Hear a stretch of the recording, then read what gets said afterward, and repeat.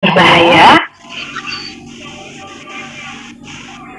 Sebagai pendahuluan, yang kita tahu, hati merupakan organ yang vital dalam tubuh kita. Atau inflamasi dari hati, sehingga sel hatinya itu rusak dan fungsi hatinya itu terganggu.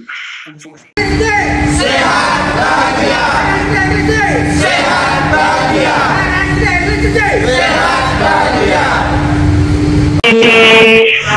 MMRS selaku Direktur RSUD Gili Suci Kediri, yang kami hormati seluruh kabit kasih beserta seluruh jajaran manajemen RSUD Gili Suci. Tidak lupa pula yang kami hormati seluruh koordinator ruangan beserta komite dan juga seluruh hadirin yang hadir di ruang Kendedes beserta juga peserta seminar hari ini yang berbahagia. Assalamualaikum warahmatullahi wabarakatuh.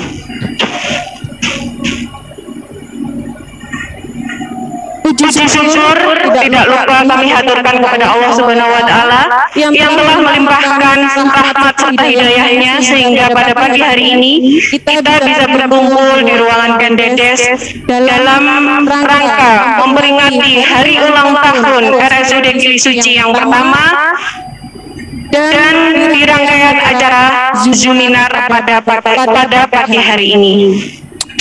Sebelum acara dimulai, marilah kita membaca bismillah bersama-sama agar acara ini lancar. Bismillahirrahmanirrahim. Terima kasih. Baik, langsung saja kita ke acara selanjutnya, yaitu menyanyikan lagu Indonesia Raya kepada seluruh hadirin yang ada di sini maupun yang di rumah. Dimohon untuk berdiri.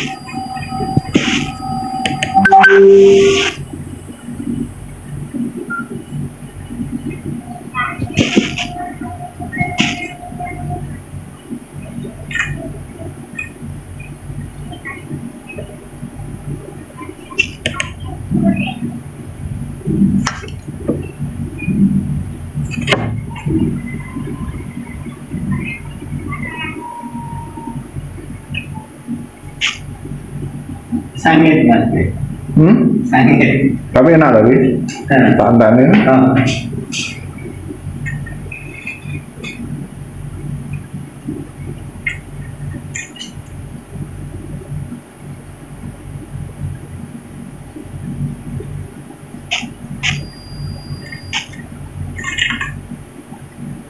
Suaranya, iringan musiknya, operator jelas.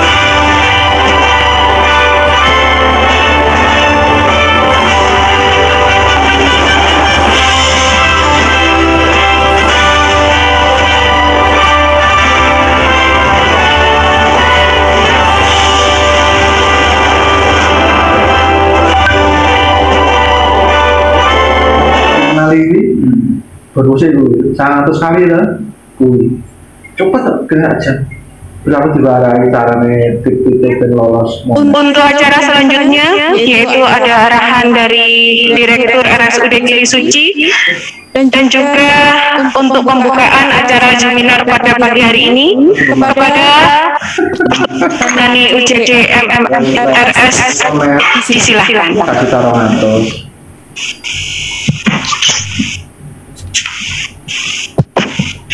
Cek. Assalamualaikum warahmatullahi wabarakatuh. Bismillahirrahmanirrahim. Alhamdulillahirabbil alamin. Wassalatu wassalamu ala asrofil anbiya'i wal mursalin Sayyidina Muhammadin wa ala alihi wa sahbihi ajma'in. Amma ba'du. Haula wala quwata illa billahil aliyil azim. Yang terhormat Bapak Ibu jajaran yang ada di ruangan ini, yang terhormat Bapak Ibu yang ada di online, di Zoom ataupun yang di YouTube yang hadir pada kesempatan ini, yang terhormat semua panitia, semua karyawan yang ikut hadir pada acara kita kali ini. Mari kita ucapkan syukur alhamdulillah karena kita dapat bertemu dalam keadaan sehat walafiat pada kesempatan hari ini.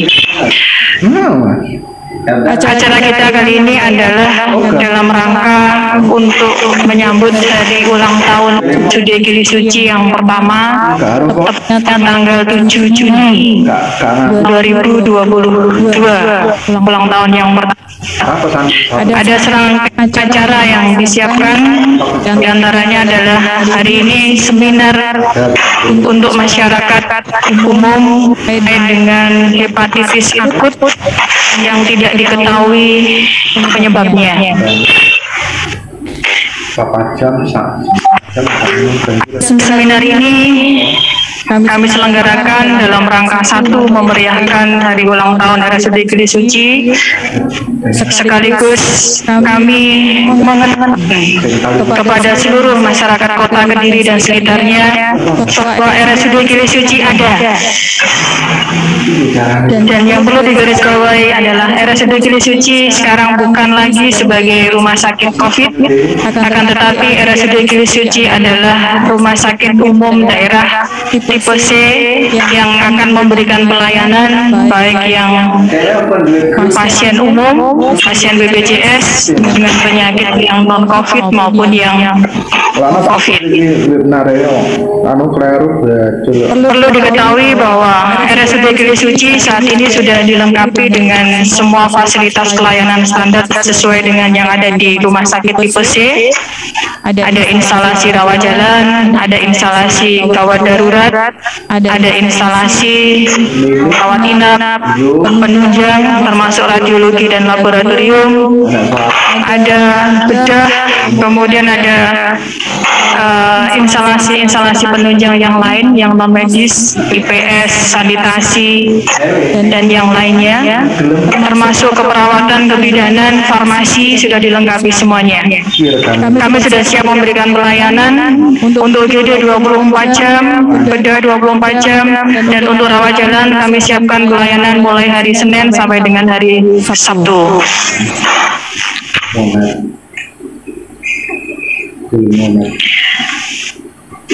Yang perlu kami sampaikan bahwa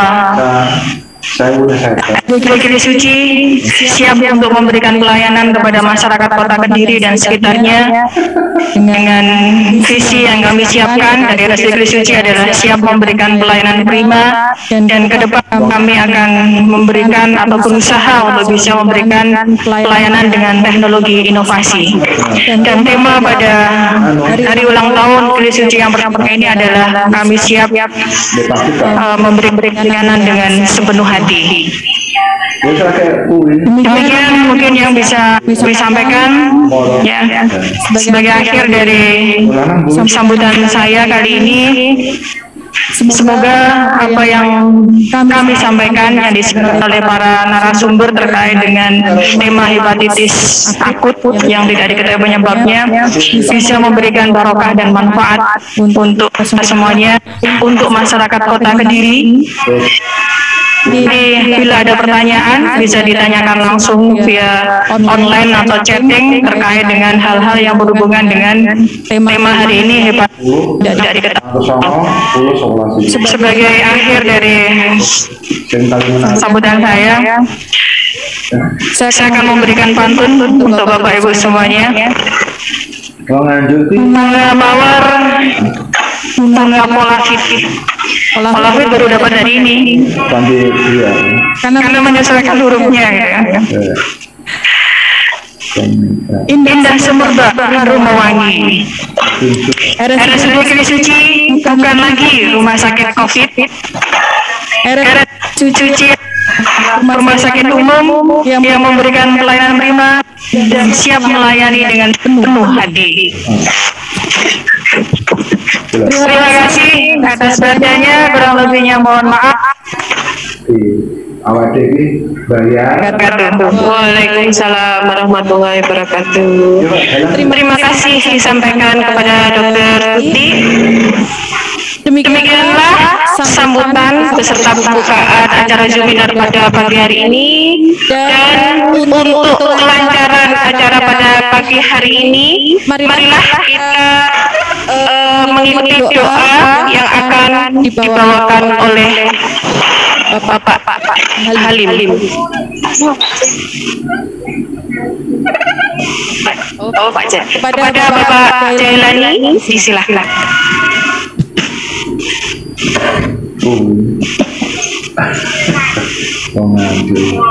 Tapi tak jaga kok tak sendiri jaga tak. Bismillahirrahmanirrahim. Assalamualaikum warahmatullahi wabarakatuh. Ternyata itu monet. Bapak Ibu, kita bermunajat berdoa bersama untuk acara pembukaan seminar tentang hepatitis akut yang tidak diketahui penyebabnya. Bapak Ibu, hadirin sekalian semua, mohon izin untuk saya memimpin doa dengan cara Islam, dan Bapak Ibu mohon menyesuaikan sesuai dengan keyakinan masing-masing. Allah Ta'ala wa syahadat Rasulullah sallallahu alaihi wasallam. Al-Fatihah. A'udzu billahi minasyaitonir rajim. Bismillahirrahmanirrahim. Alhamdulillahirabbil alamin. Arrahmanir rahim. Maliki yaumiddin. Iyyaka na'budu wa iyyaka nasta'in. Ihdinas siratal mustaqim. Shiratal ladzina an'amta 'alaihim. Bismillahirrahmanirrahim. Allahumma shalli ala sayyidina Muhammad sayyidil awwalina wal akhirin wa sallim wa radiyallahu ta'ala an sahabati Rasulillah ajma'in. Alhamdulillahirabbil alamin. Hamdan syakirin, hamdan na'imin, hamdan yu'afi nawani'am wa yukabi mazidah. Ya Rabbana lakal hamdu kama yanbaghi li jalali wajhikal karimi wa 'azimi sultanik. Allahumma inna nas'aluka ilman nafi'a wa rizqan thayyiban wa amalan mutaqabbala. Allah yasir wa la tu'asir, Allah yasir wa la tu'asir, Allah yasir wa la tu'asir. Rabbana atina min ladunka rahmatan wa zid lana min amrina rasyada. Rabbana atina fid dunya hasanah wa fil akhirati hasanah wa qina adzabannar wa adkhilna jannata ma'al abrar ya aziz ya ghafur ya rabb.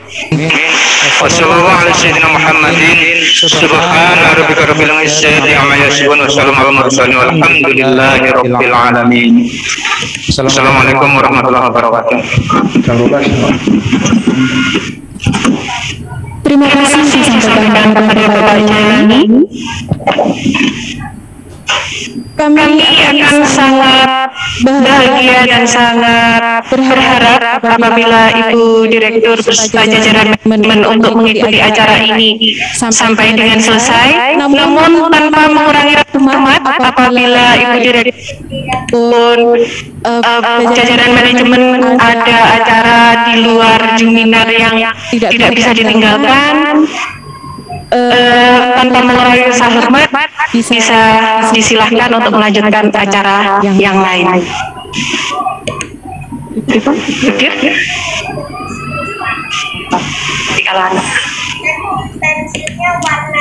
Baik, kita lanjutkan saja untuk pemateri pertama. Sebelumnya saya perkenalkan untuk narasumber Zuminar pada pagi hari ini. Untuk yang pertama yaitu tentang hepatitis, nanti yang akan dibawakan oleh teknik spesialis penyakit dalam.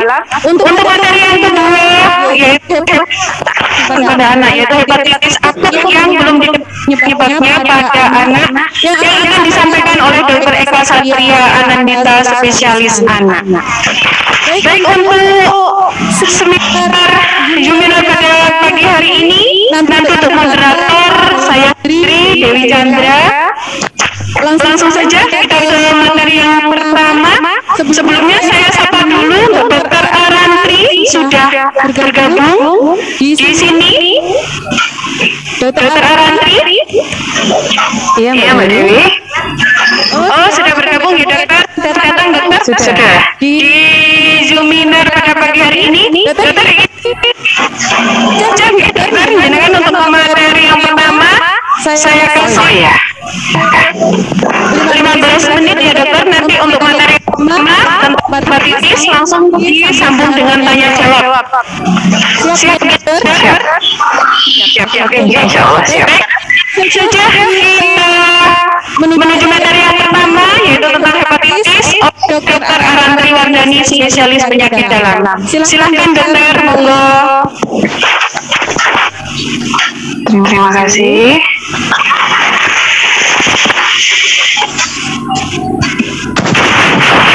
Izin share screen.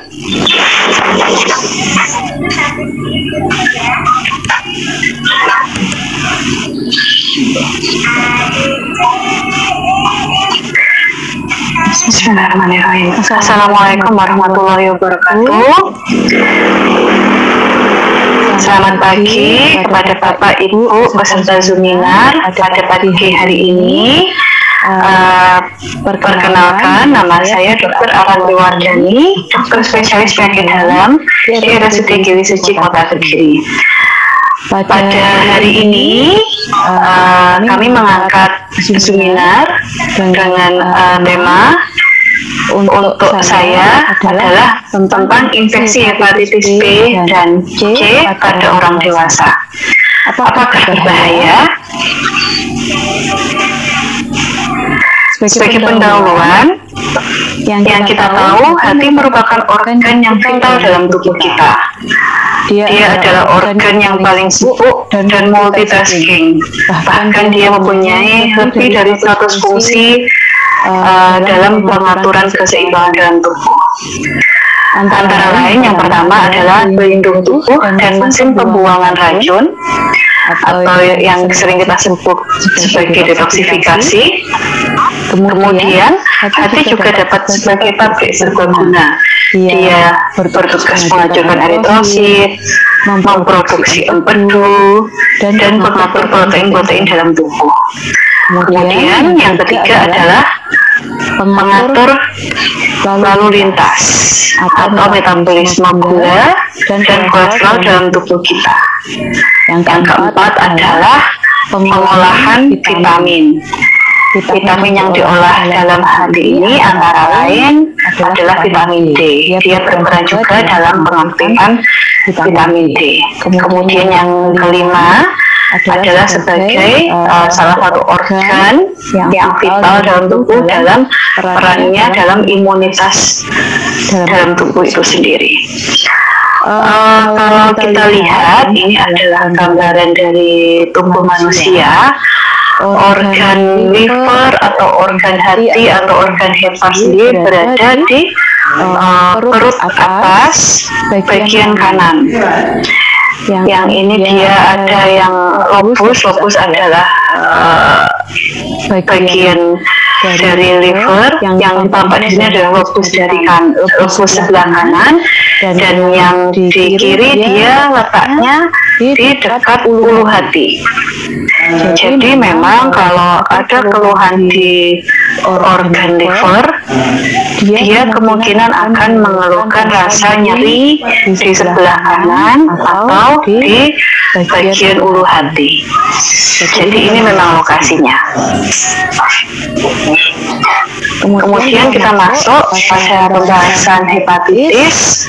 Hepatitis merupakan berasal dari bahasa Yunani. Yang pertama adalah hepar, yaitu organ hati, kemudian itis adalah radang. Mana nanti artinya adalah peradangan pada sel-sel hepar atau pada liver. Penyebabnya sendiri ada berbagai macam. Yang pertama adalah infeksi, bisa karena virus, bisa karena parasit. Kemudian adalah yang kedua obat-obatan. Obat-obatan bisa obat kemoterapi, bisa obat-obatan flek paru atau tipi paru, kemudian obat-obatan narkoba. Kemudian yang ketiga adalah bisa disebabkan oleh konsumsi alkohol yang berlebihan. Konteksnya di sini adalah konsumsi alkohol pada orang dewasa. Dia mengonsumsi dalam volume yang besar selama lebih dari 10 tahun. Kemudian yang kelima adalah dikarenakan metabolisme dari lemak. Biasanya metabolisme lemak yang berlebihan akan membuat liver menjadi sel-selnya akan berubah digantikan oleh sel lemak. Karena ada benda yang tidak lazim dalam suatu organ, pasti organ tersebut akan memberikan respon. Sehingga jika sel hati digantikan oleh sel lemak, dia lama-kelamaan akan berubah menjadi jaringan parut. Kemudian satu lagi adalah karena autoimun. Autoimun sendiri adalah suatu penyakit di mana dia imunitas tubuh terlalu tinggi. Jadi dia imunitas tubuh yang dapat kita simpulkan sebagai tentara dalam tubuh suatu individu terlalu banyak, sehingga dia bisa menyerang organ-organ yang sebenarnya tidak bermasalah. Jadi organ-organ sehat diserang oleh imunitas yang tinggi tersebut. Kemudian ini untuk kita fokus ke virus hepatitisnya sendiri.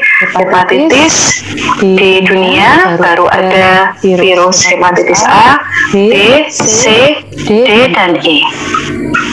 Sedangkan di Indonesia kita yang sering terdapat adalah hepatitis A, B, dan C.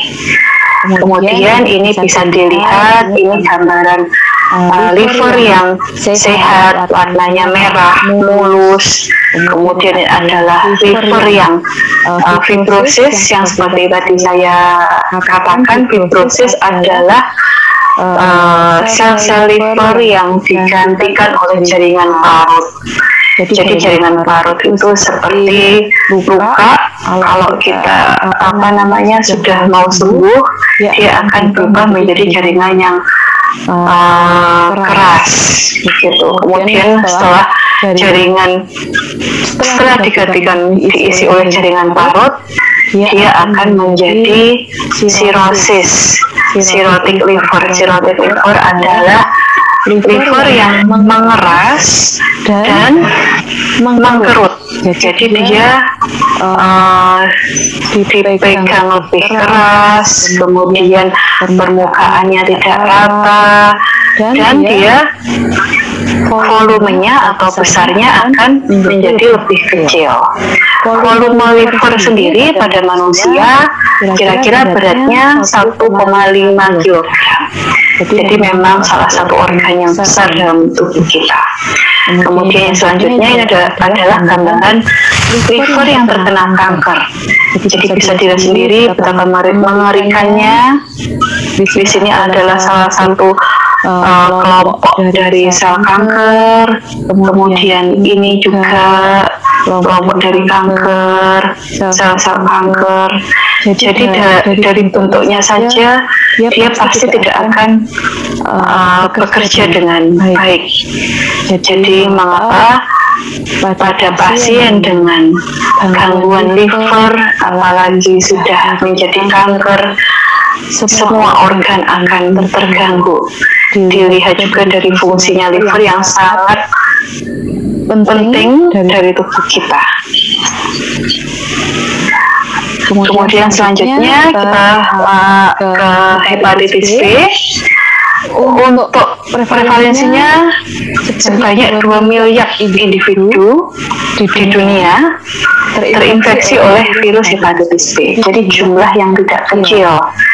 Kemudian setiap tahunnya dari 2 miliar itu 500.000 sampai 1,2 juta orang meninggal dunia.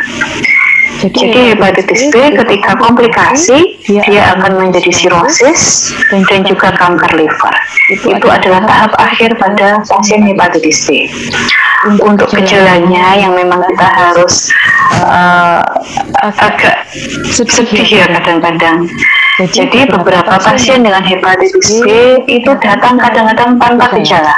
Dia datang karena telah habis melakukan medical check up atau dia mau mendaftar ke suatu pekerjaan.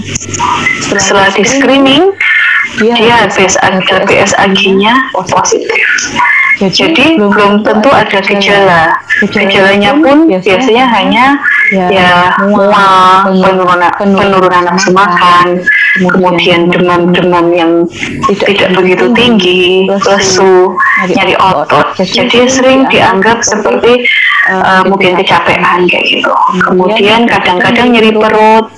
Kemudian kalau umpamanya kuning yang seperti Bapak dan Ibu lihat di sini matanya menjadi kuning, ini biasanya sudah menjadi kronis.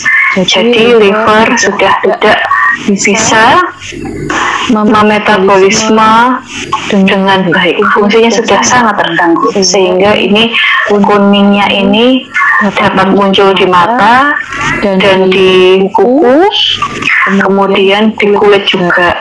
Kemudian ini yang juga manifestasi kuning pada pasien hepatitis adalah air kencingnya menjadi seperti teh, jadi pekat, coklat seperti itu. Kemudian untuk infeksi akutnya yang tadi memang kadang-kadang muncul, kadang-kadang tidak. Jadi dia muncul setelah terinfeksi 3-4 bulan. Kemudian untuk infeksi kronisnya juga jarang memiliki gejala, namun dia dapat menularkan. Nah ini yang kita juga harus hati-hati, dia dapat menularkan padahal dia tanpa gejala, dan dapat berujung pada komplikasi yang aman. Kemudian ini untuk alur penularannya. Jadi hepatitis B ditularkan melalui darah atau cairan tubuh orang yang terinfeksi. Yang pertama, bisa karena penggunaan jarum suntik yang bersamaan atau bergantian. Itu tidak boleh dilakukan. Kemudian yang kedua adalah hubungan seks. Kemudian yang ketiga adalah penggunaan alat cukur atau sikat gigi yang bersamaan atau bergantian. Kemudian yang keempat adalah infeksi dari ibu ke bayi saat melahirkan. Kemudian yang kelima adalah instrumen medis yang tidak disterilkan. Kemudian yang keenam adalah transfusi yang tidak aman atau tidak di-screening. Untuk penggunaan jarum suntik yang bersamaan, yang pertama, jadi ini memang biasanya bisa terdapat pada pasien-pasien yang menggunakan narkoba suntik atau penggunaan yang tidak higienis. Jadi dia setelah dipakai jarum suntiknya dipakai untuk orang lain juga. Kemudian untuk hubungan seksual, karena yang kita tahu dia dapat ditularkan lewat cairan tubuh, salah satunya cairan vagina atau cairan sperma. Kemudian yang ketiga, alat cukur atau sikat gigi. Kenapa? Karena kita tidak tahu ketika kita menggunakan alat ukur ada mikrolesinya atau tidak, ada luka yang kecil atau tidak. Kemudian sikat gigi, ketika kita sikat gigi ada yang luka enggak? Nah, itu yang tidak kita tahu. Kemudian untuk infeksi dari ibu ke bayi ini memang tidak bisa. Saat ini kita sulit sekali Masian untuk mencegahnya, tapi untuk pencegahan infeksi ke bayinya nanti bisa diberikan vaksin hepatitis yang khusus untuk bayi yang baru lahir. Mungkin nanti selanjutnya untuk vaksin yang hepatitis untuk bayi bisa dijelaskan oleh Dr. Eka. Kemudian untuk instrumen medis yang tidak disterilkan, jadi memang kita sebagai mungkin ada beberapa tenaga medis yang di sini, saya harap untuk mensterilkan dengan baik instrumen medis karena untuk menjaga keselamatan bagi pasien kita. Kemudian untuk transfusi yang tidak aman, untuk saat ini alhamdulillah semua darah sudah di screening oleh PMI. Terakhir tahun yang kita dapatkan adalah tahun 92, tapi sekarang darah yang dari PMI insya Allah semua sudah aman karena sudah di screening semua.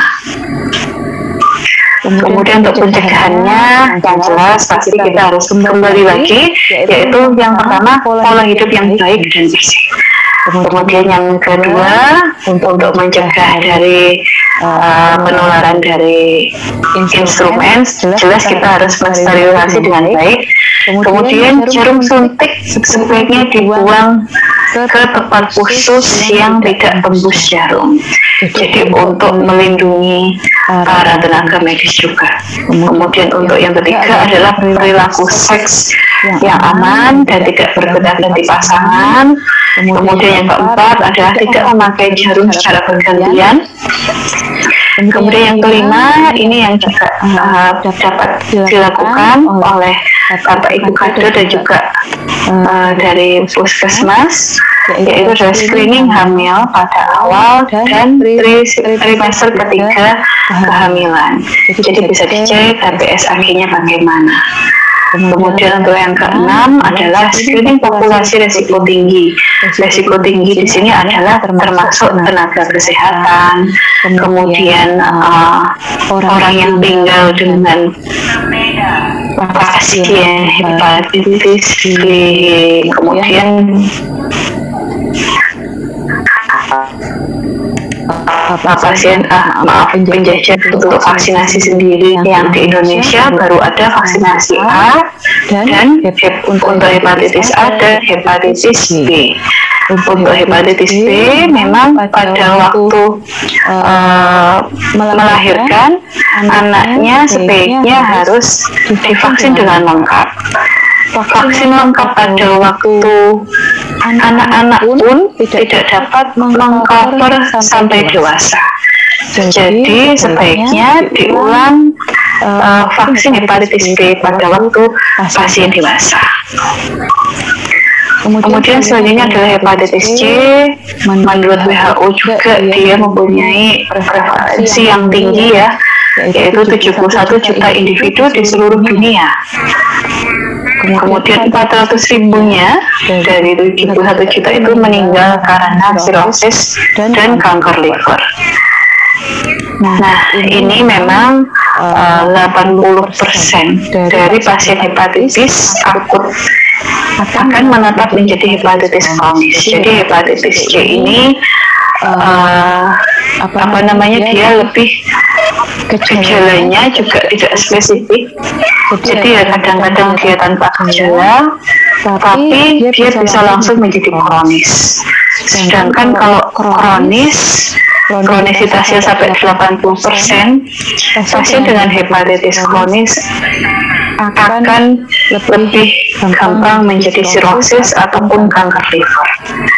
Jadi ini juga kita lebih harus hati-hati juga. Untuk gejalanya masih sama, tidak spesifik. Nah, pasien datang ke kita, ke tenaga medis, atau mungkin ada anggota dari Bapak Ibu kader masyarakatnya, biasanya keluhannya ini adalah Gambar di sebelah ini adalah gambar asites, perut yang asites. Asites ini bukan hamil, jadi ini adalah perutnya isinya air. Isinya air semua, dan biasanya kalau sudah sangat parah di sekitar pusar ini akan muncul pembuluh-pembuluh darahnya kelihatan, atau dia kalau sudah sangat besar ini kulitnya bisa sangat licin, sudah kayak mau meledak perutnya, dan ini pusarnya bisa sampai menggembung. Jadi kalau di bahasa medis katanya seperti matanya kodok, jadi pusarnya sampai menggembung. Jadi pasien memang datang kalau hepatitis C datang biasanya dalam keadaan yang sudah kronis. Kemudian hepatitis C sendiri sebenarnya bisa disembuhkan dengan antivirus. Nah, ini memang ditujukan untuk mencegah komplikasinya, yaitu sirosis ataupun kanker pada liver. Yang disayangkan adalah vaksin hepatitis C sampai saat ini belum ditemukan. Kemudian sebagai pencegahannya, yang pertama adalah menghindari narkoba suntik, kemudian hampir sama sebenarnya melakukan aktivitas seksual yang aman dan tidak menggunakan tato dan tindik sembarangan. Tapi untuk hepatitis C ini tidak menularkan jika ada ibu yang terinfeksi hepatitis C, dia tidak menularkan kepada janinnya. Kemudian ini tips-tips pada pasien atau keluarga yang menderita penyakit kuning. Yang pertama, yang jelas penderita harus istirahat yang cukup, tapi juga tidak boleh istirahat terus. Kemudian cuci tangan, pakai sabun dan air yang mengalir. Ini sudah sering kita lakukan, insya Allah. Minimal harus setelah dari kamar mandi, setelah keluar air besar, buang air kecil, kemudian sebelum makan kita harus cuci tangan, memakai sabun dan air mengalir, dan juga ketika menyiapkan makanan bagi ibu-ibu atau bapak-bapak yang menyiapkan makanan juga. Kemudian penggunaan kaporit pada sumber air, jika ini memang terutama di keluarganya kalau ada yang terinfeksi hepatitis atau penyakit kuning, kemudian gunakan jamban yang sehat. Jadi jamban yang tertutup, kemudian tidak di sungai. Kemudian bisa membersihkan kamar mandi dengan Lysol. Ini secara harus rutin dibersihkan. Lysol kalau di Indonesia bisa didapatkan merek Dettol. Kemudian selanjutnya ini untuk penderita tidak boleh menjamah makanan. Menjamah ini adalah memilih bahan, memasak, dan menyajikan. Ini tidak boleh dilakukan oleh penderita. Kemudian tidak boleh juga bergantian alat makanan, peralatan makan. Kemudian yang terakhir adalah semua peralatan masak dicuci dengan sabun dan air mengalir. Nah, ini hal-hal yang perlu diperhatikan. Kapan sih kita harus ke fasilitas pelayanan kesehatan terdekat? Jadi jika ada keluhan gejala seperti ini, mual atau muntah akut, diare akut, lesu dan lemah, demam tinggi, gatal-gatal di kulit, kemudian kehilangan nafsu makan, kemudian kuning pada mata, sesak nafas atau nyeri bagian perut, nyeri sendi, atau air kecil seperti teh, perubahan warna tinja dan warna tinja yang pucat. Jadi untuk gejalanya sih sebenarnya untuk dewasa dan anak hampir sama. Yang jelas memang jika memang ada gejala-gejala seperti ini, silahkan diarahkan untuk diperiksakan ke dokter di puskesmas atau di dokter terdekat atau di rumah sakit Gili Suci. Yang terakhir adalah cara menjaga kesehatan organ hati. Yang pertama bisa dilakukan vaksinasi. Untuk anak-anak bisa dilakukan sejak lahir, kemudian makan dan minum yang bergizi, terus hindari alkohol, dan juga berhati-hati dalam mengkonsumsi obat-obatan, dan juga lakukan hubungan seks yang aman. Terima kasih.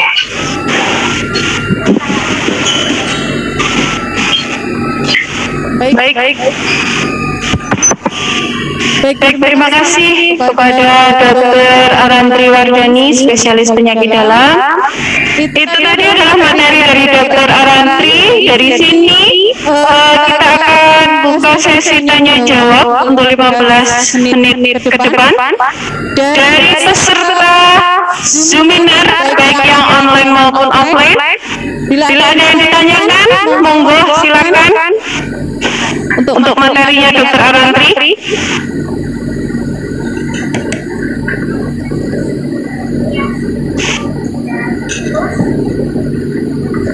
Belum ada. Oh ya, ini saya mau menyapa dulu. Ternyata di RSUD Gili Suci sudah hadir. Ada kader ibu-ibu kader dari puskesmas pesantren ya ibu ya. Ini dengan ibu siapa? Ibu Jarwati, jenengan?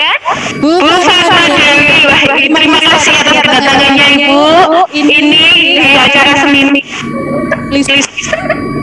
Dan juga perkenalan ya Bu ya, bahwa ini RSUD Gili Suci. Mungkin yang dulunya ini adalah kenal sebagai rumah sakit COVID ya Bu ya. Dulunya dikenal seperti itu ya. Nah, ini juga saya perkenalkan lagi tanggal 7 Juni 2021. Ini rumah sakit Gili Suci, bukan rumah sakit COVID lagi Bu ya, sudah pindah jadi RSUD. Jadi kita menangani pasien umum. Jadi nanti mohon minta tolong pada ibu-ibu, nanti diberitahukan kepada di wilayahnya, di masyarakatnya. Baik kan ibu-ibu sudah jauh-jauh datang di sini, saya kasih door prize ya Ibu ya. Tapi saya mau minta ibu-ibu ikuti motonya RSUD Gili Suci dulu ya. Nanti saya bilang RSUD Gili Suci sehat bahagia. Itu ya Bu ya. Semangat ya Bu. Nanti saya kasih door prize. Juga seluruh hadirin yang ada di sini, kita semua kita ucapkan moto RSUD Gili Suci. RSUD Gili Suci sehat bahagia. RSUD Gili Suci sehat bahagia. RSUD Gili Suci sehat bahagia. Terima kasih. Baik Ibu, ini saya kasih door prize kepada Ibu dari RSUD Gili Suci. Ibu, terima kasih atas kedatangannya. Baik, untuk peserta Zoominar yang online, ada yang ditanyakan? Jika ada yang ditanyakan, saya akan beri. Bandar Lor.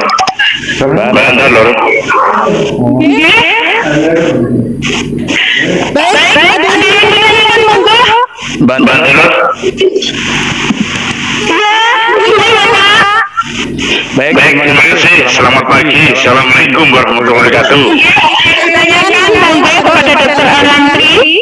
Oke, terima kasih Ibu, penjelasan yang cukup jelas bagi kami, sekaligus untuk bisa kembali hati-hati untuk informasi ke masyarakat kami. Cuma yang ingin saya tanyakan Bu, maaf Bapak bisa menyebutkan nama peserta dari mana ini Bapak nggih, biar kenal. Katanya kalau tidak kenal kan ya tidak kenal nggih Pak nggih. dari Kelurahan Bandar Lor, Kelurahan Bandar Lor. Pak Lurah Bandar Lor. Kelurahan Bandar Lor. Oke, Pak Lurah Pak Asis. Sampaikan. Terima kasih Bu dari penjelasan tadi. ini kita mengingatkan waktu masa kecil kami waktu tahun 80-an. Ini namanya penyakit ini kan dulu katanya ada semacam wabah atau gitu. Saya masih ingat kalau di SD dulu banyak sekali teman-teman saya yang kena. Yang ingin saya tanyakan dari riwayat bagi kita yang dulunya kena, apakah ada kemungkinan setelah bertumbuh dan sebagainya, karena tidak sering ngontrol dan sebagainya, penyakit ini bisa tumbuh lagi. Itu yang pertama. Yang kedua, kaitannya dengan kondisi yang sekarang, peralihan kemarin kita kena COVID dan sebagainya, nampaknya masyarakat ini kan perlu penjelasan, biar tidak nanti bingung, karena timbulnya penyakit hepatitis ini kan bermula dari COVID, kemudian ada penyakit hepatitis ini. Apakah dimungkinkan ini penyakit ini kayaknya juga perlu kita hati-hati kembali, menjaga kesehatan, protokol kesehatan dan sebagainya untuk mencegah penularan. Itu yang kedua. Yang ketiga, ini kemarin kami sempat mengalami sendiri dari warga kami, itu ada yang dirawat di Gili Suci, kemudian dirujuk ke Gambiran. Informasi terakhir itu kayaknya ada diagnosa dia dinyatakan kena hepatitis. Waktu itu pagi itu saya sempat merumah jenazahnya. Kami tahu nanti bagaimana sebagainya. Ada yang cerita, hati-hati kalau kena ada warga yang kena hepatitis ini.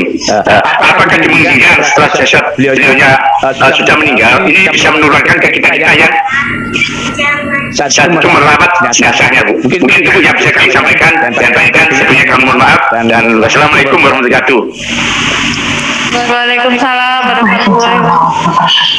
Baik, berarti tadi pertanyaannya ada 3 ya Pak ya? Ya, ada 3. Ini kan dari dulu sudah ada, apakah bisa kambuh lagi gitu ya? Yang pertama tadi. Oke. Kemudian yang kedua tadi, apa sama dengan COVID itu? Untuk penularannya kan beritanya nih setelah COVID kasus ini muncul hepatitis ini. Kemudian untuk masyarakat ini bagaimana untuk menjaganya itu? Terima kasih. cara jaganya agar tidak tertular penyakit ini. Tadi penyakit hepatitis ini penularannya Kalau bisa karena kita langsung merawat kemarin, Bu. Terima kasih. Baik. Dokter Aranti, itu tadi ada 3 pertanyaan, Dokter. Ya, Mbak. Terima kasih Lurah Bandar Lor Atas pertanyaannya. Assalamualaikum Pak. Sehat Pak ya? Sehat, alhamdulillah. Jadi begini Pak, saya mencoba menjawab. Yang pertama adalah mungkin anak-anak yang sudah kena wabah kuning waktu zaman dulu ya Pak ya? Iya, siap. Apakah bisa kambuh? Jadi kalau kuning sendiri itu penyebabnya ada banyak Pak. Yang pertama adalah infeksi yang seperti tadi saya bilang, infeksi sendiri untuk virus hepatitis juga ada yang A, B, dan C untuk di Indonesia ya. Jadi kalau anak-anak yang terkena yang sakit kuning itu anak SD atau bayi Pak? SD dulu. SD kita masih SD, Bu, Pak. Iya. Jadi kuning sendiri bisa disebabkan karena virus hepatitis, kemudian yang kedua adalah bisa karena infeksi leptospira. Leptospira itu infeksi dari tikus Pak. Jadi kalau yang bisa wabah biasanya itu adalah virus hepatitis A atau infeksi leptospira.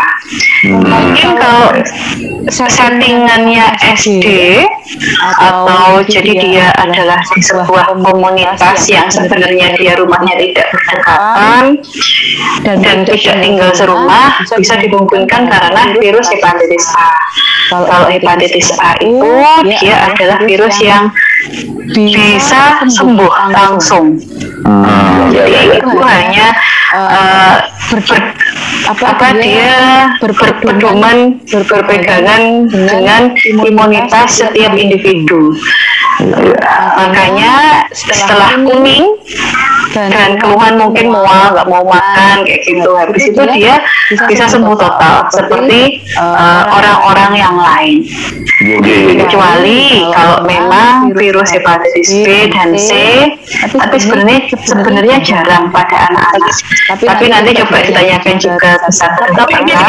Jadi kalau untuk yang B dan C biasanya kemungkinan untuk menjadi lagi agak sulit. Jadi biasanya dia sudah ada keluhan kronis, tapi ya tidak menutup kemungkinan untuk menjadi tanpa gejala seperti orang lain juga bisa.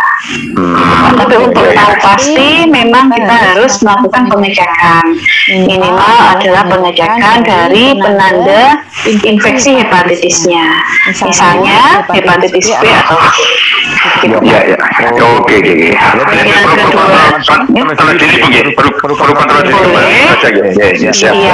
Biasanya kalau tidak ada gejala, kita lakukan adalah kayak medical check up, Pak. Jadi untuk screening saja. Yang kedua, kemudian untuk yang COVID sama hepatitis, itu sebenarnya hepatitis sudah lama sekali, Pak. Jadi memang dia itu sudah penyakit yang lama, jauh sebelum COVID muncul. Yang baru kan memang yang COVID ya. Tapi memang ini ada yang baru-baru ini tuh hepatitis yang misterius. Jadi hepatitis misterius itu dia itu bukan disebabkan oleh hepatitis yang sudah ditemukan sebelumnya. Makanya sampai saat ini pun para ilmuwan di luar negeri pun juga masih ngomong misterius. Jadi bukan karena virus hepatitis A, bukan B, bukan C, bukan D, bukan E, tapi dia masih dalam pencarian. Jadi DPO, Pak, daftar pencarian orang. Jadi masih misterius beda. Pencegahannya,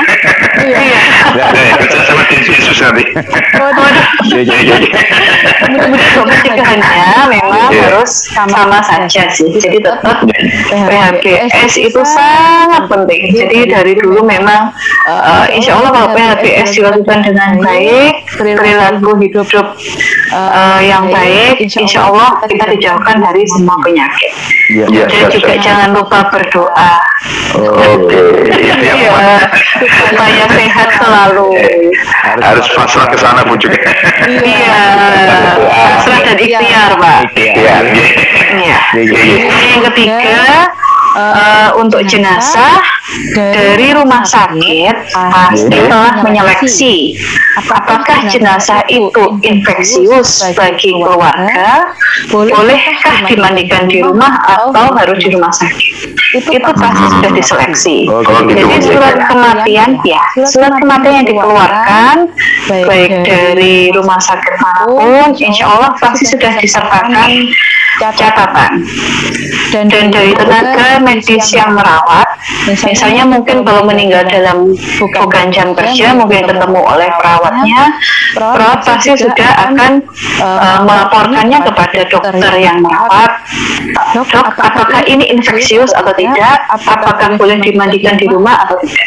Jika memang dari rumah sakit, pihak rumah sakit sudah memperbolehkan dimandikan di rumah, insya Allah itu sudah aman. Karena tidak semua pasien sakit kuning atau pasien hepatitis itu dapat menularkan ke orang lain.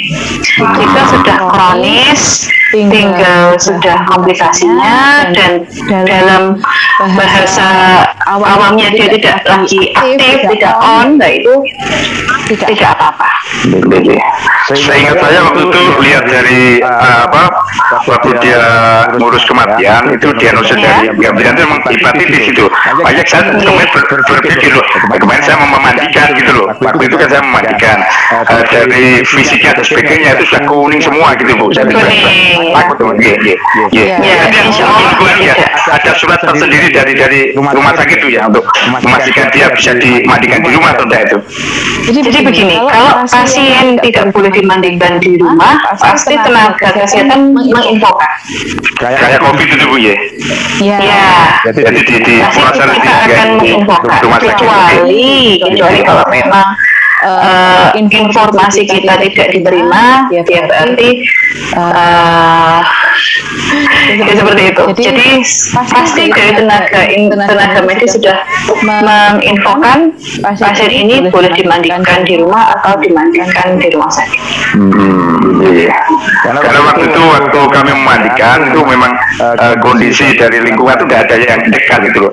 Waktu saya hadir, ya mau tidak mau saya bantu gitu. Maksud saya hadir ganti di rumah lah gitu aja. Tidak berpikir yang macam-macam dulu saya gitu waktu itu. Maka saya ingin saya tanyakan, bisa tidak kalau sudah virus rheumatik katakanlah sudah berubah jasad itu bisa nular nggak, itu aja Bu. Terima kasih Bu. Ya.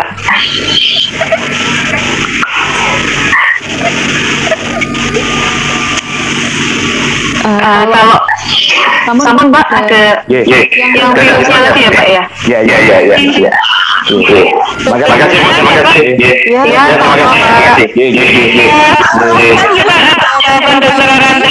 Terima kasih. Ya, terima kasih. Benar Nur, meskipun panjenengan pertanyaannya 3 pertanyaan, tapi saya kasih door prize-nya 1 nggih Pak. Oke, terima kasih. Kalau dulu sebutnya kita door prize ya Pak. Kalau sekarang lebih kekinian lagi giveaway. Kan nanti diantar. Di sini diantar saja nggih dokter. Terima kasih. Semoga Satu nanti. Oke. mulai besok Senin. Terima kasih Bu, terima kasih.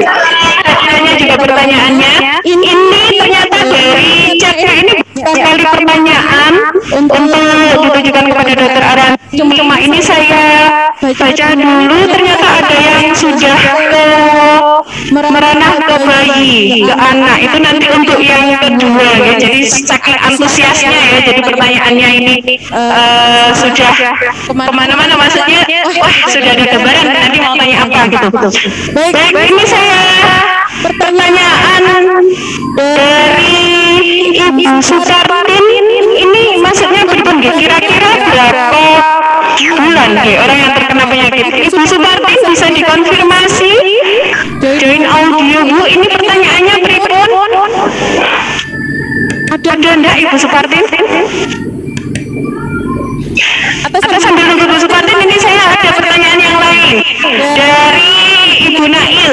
Dokter mau bertanya, apabila ada anggota keluarga yang terdeteksi HBsAg positif, bagaimana caranya agar anggota lain tidak tertular? Berarti untuk pencegahannya ini nggih. Bagaimana Dokter Arantri? Sekalian dijawab.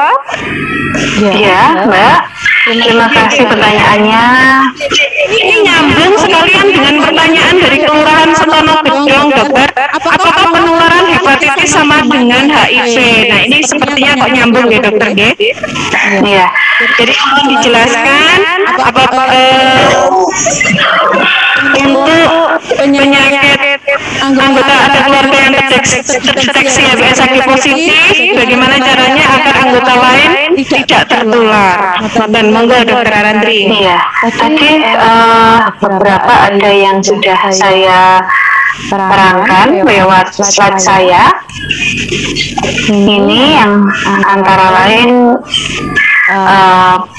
bisa jadi sumber airnya dibersihkan, digunakan kaporit, kemudian rutin membersihkan kamar mandi dengan Lysol, atau yang ketiga adalah penderita tidak menjamah makanan, kemudian tidak boleh gantian alat makan, sikat gigi dan cukur gigi dan cukur rambut, kemudian memasak peralatan, mencuci peralatan masak dengan sabun dan air yang mengalir, dan kemudian untuk baju-baju pada pasien yang HBsAg positif bisa disendirikan dulu, kemudian direndam dengan Lysol atau apa namanya depo ya kalau di Indonesia ya, seperti itu. Jadi ini adalah pencegahan untuk HBsAg positif bisa dilakukan seperti ini. Kemudian untuk penularannya HIV dan hepatitis B ya tadi Mbak ya. Jadi memang hampir sama. Jadi dia bisa menular lewat penggunaan jarum suntik yang bersamaan, kemudian hubungan seksual yang tidak aman, kemudian instrumen medis yang kurang steril, kemudian transfusi, kemudian untuk penggunaan alat cukur atau sikat gigi yang bersamaan. Jadi yang bersama memang penularannya antara hepatitis B dan HIV. Gitu Mbak.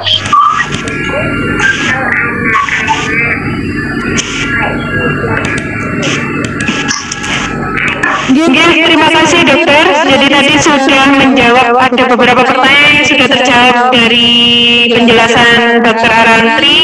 Antara lain yang ini dari Kelurahan Singonegaran. Ini juga saran atau tips? Bukan. Untuk ini berarti tadi sudah menjawab selain dari Bu Nail, juga dari Kelurahan dan juga dari Kelurahan Singonegaran tadi juga sudah terjawab tentang apakah yang positif hepatitis tempat makan, baju dan harus disendirikan tadi juga sudah dijawab. Nah ini juga ada pertanyaan yang dari Ibu Karisma Aprilia dari Rumah Sakit Baptis, serta ada yang dari anak ini tadi. Nah, serta dari Ibu Yati Sri Nurhayati ini tentang bayi atau tentang anak. Nanti saya jawabnya dengan narasumber yang kedua. Oke, mohon ditunggu. Ada lagi ini yang bertanya dokter. Satu kali lagi. Bisa nggak dokter? Bisa. Ini izin bertanya dokter, untuk dewasa sebaiknya vaksin hepatitis booster dilakukan kapan ya dok? Terkait kondisi kesehatan tertentu. Terima kasih. Dokter Andri. Ya terima kasih Mbak pertanyaannya. Jadi begini, vaksin hepatitis B itu sebenarnya bisa kita lakukan setelah dewasa. Tapi memang sebaiknya kita screening dulu apakah imunitas untuk virus hepatitis B kita sudah cukup atau belum. Jadi sebaiknya dicek laporan dulu. Mungkin untuk konsultasi lebih lanjut bisa langsung ke Poli Penyakit Dalam bersama saya.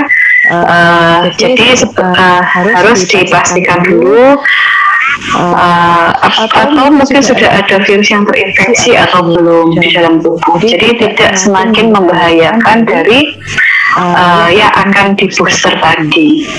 Sebaiknya begitu.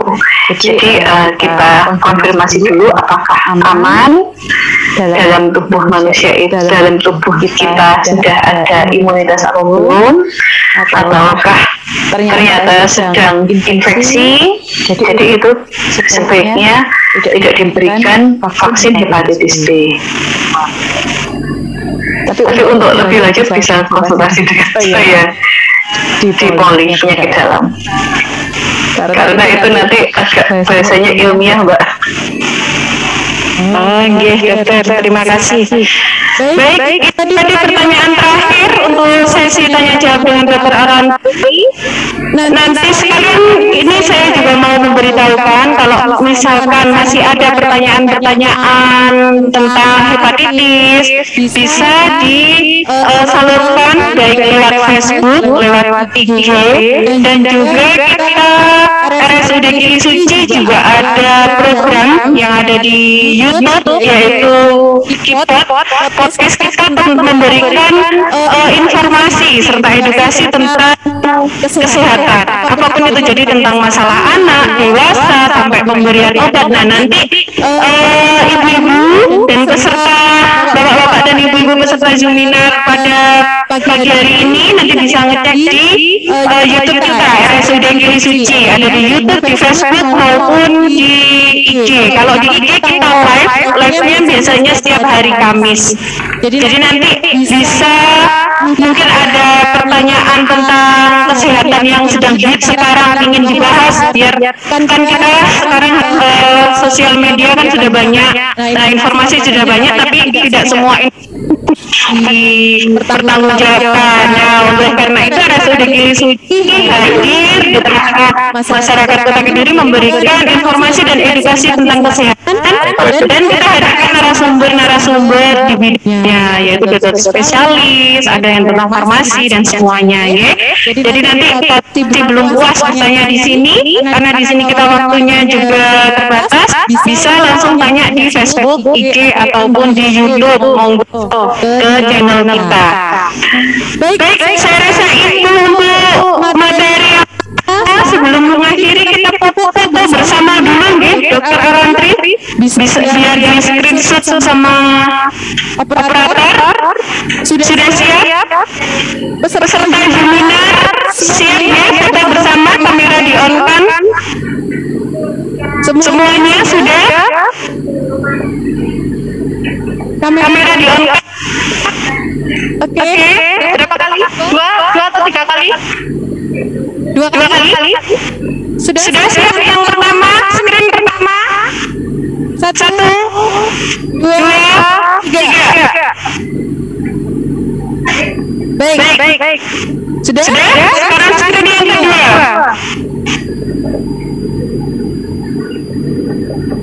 Belum untuk screen yang kedua. Sudah? Satu, dua, tiga. Baik. Sudah ya? Baik, itu tadi. Gimana? Oh, sebentar. Untuk. Oke, masih dicek dulu. Baik, sambil nunggu, saya beritahukan lagi, apabila masih ada pertanyaan tentang hepatitis atau ingin bertanya tentang apapun tentang kesehatan, bisa di Facebook kita, di RSUD Gili Suci, IG, dan juga YouTube. Fotonya diulang. Wah, oke, ulang lagi fotonya.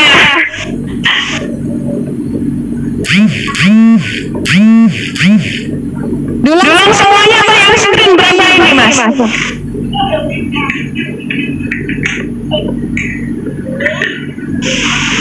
Sudah? Diulang? Oke. Kasih apa ya? Saya biar tahu.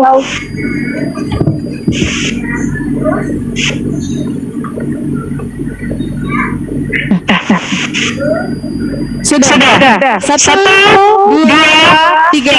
Oke. Baik. Dan selanjutnya.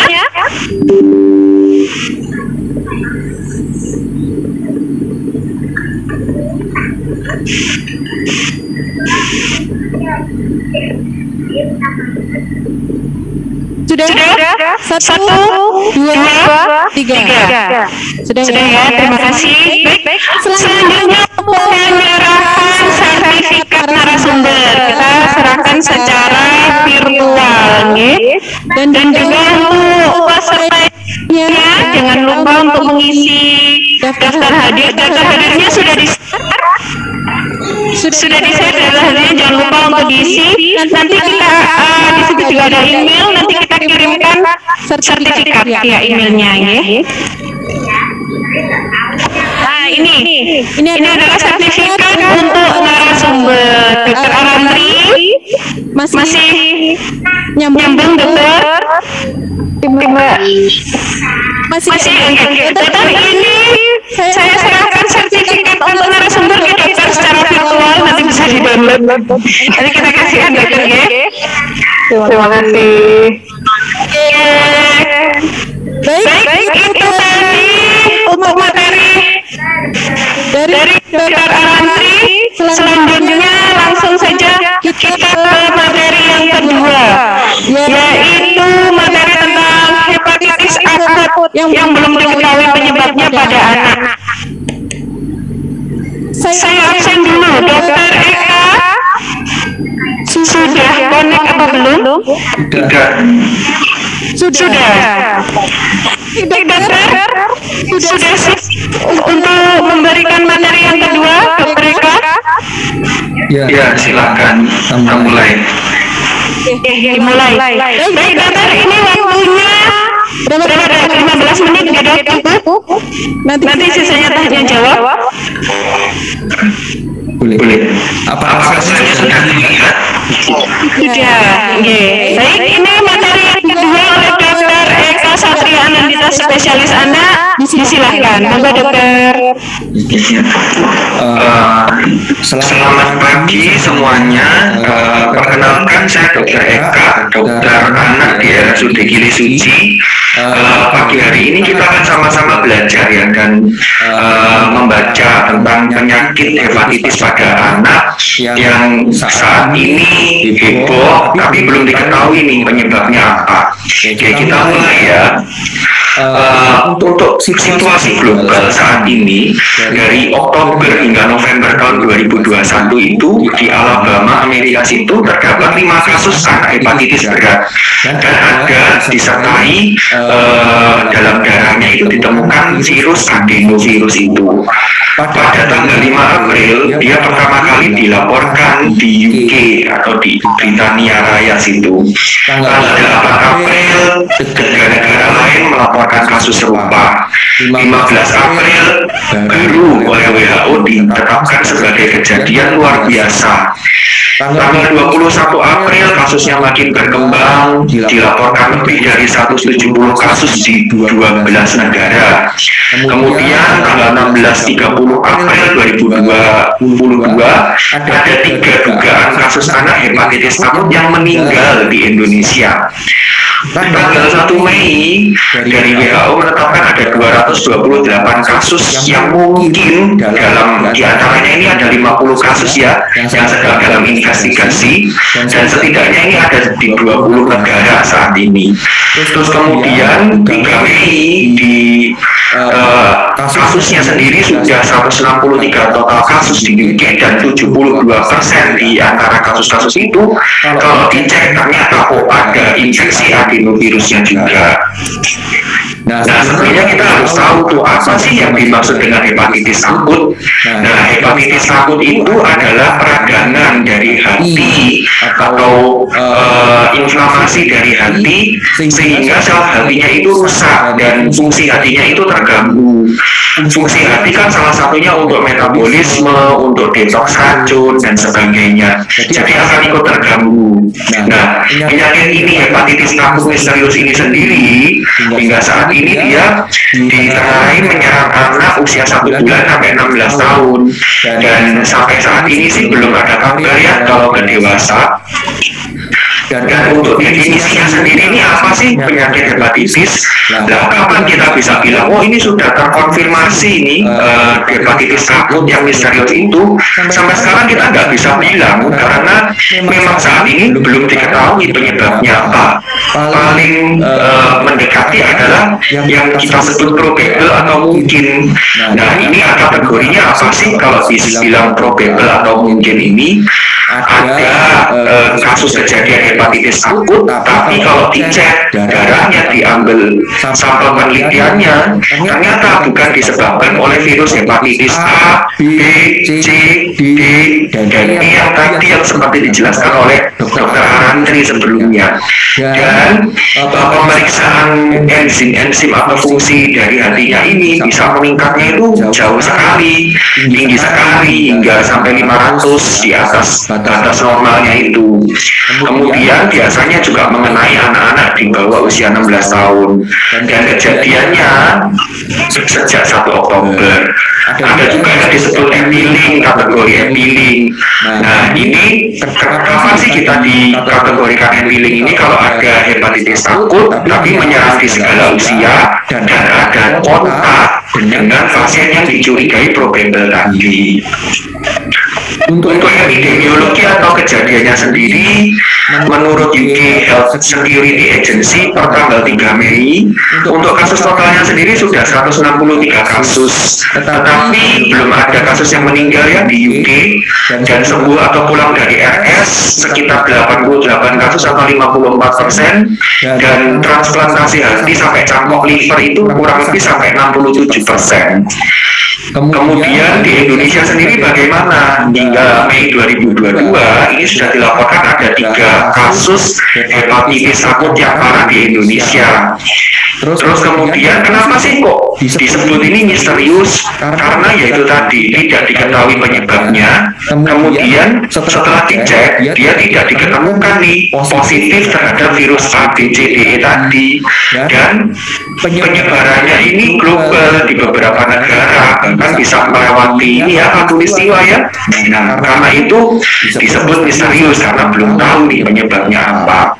Nah, ada nih beberapa dugaan penyebab bisa jadi. Kalau diingat-ingat tadi kan yang kena hepatitis misterius itu ternyata setelah dicek darahnya ada tuh virus adenovirusnya ketumpukan sama virus adeno itu. Nah, ada dugaan kalau yang menyebabkan hepatitis ini adenovirus. Nah, adenovirus itu sudah lama sebenarnya di dalam kita kenal, tapi bisa jadi ini ada varian baru atau ada varian yang lama, tetapi karena selama ini kita di rumah saja, kemudian karena corona kita